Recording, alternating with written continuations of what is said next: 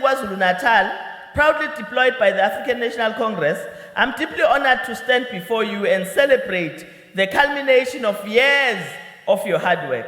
Years of your hard work. You have worked very hard. You have worked very hard. Zishayeleni izandla ngalokho ngoba yinina nodwa ebenisebenza. As well as the birth of a new generation of nurses, both at undergraduate and postgraduate level. Ladies and gentlemen, the total number of nurses graduating today is 195, as it was indicated earlier on. This number includes 86 nurses who've completed a diploma in nursing, which is made up of general nursing, psychiatric nursing, community nursing, and midwifery, which is the R425 course. It also includes 109 nurses who've graduated from a diploma in general nursing, which is a 3-year program leading to registration with South African Nursing Council as a general nurse. And this is the R171 course. Out of this number, a total of 159 nurses are graduating for the very first time. Congratulations to those.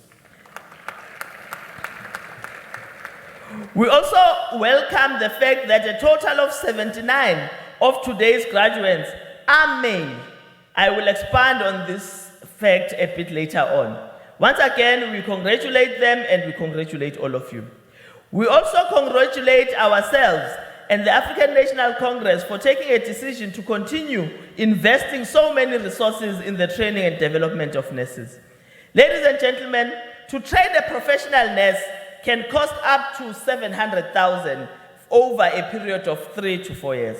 This amount includes salaries, goods and services, transport, accommodation, bursary, amount allocated to a student, tuition, textbooks, IT, and other equipment and resources that are needed for training. This money also covers clinical placement and education sundries and PPEs in hospitals and so forth. The nurse training program is cost-saving to the department in terms of providing comprehensive and multi-dimensional qualification mix in one curriculum. The multi-skilled nurse category enables our nurses to provide comprehensive nursing services in any discipline across, including general medicine, primary health and community health care centers, mental health care services, and midwifery services.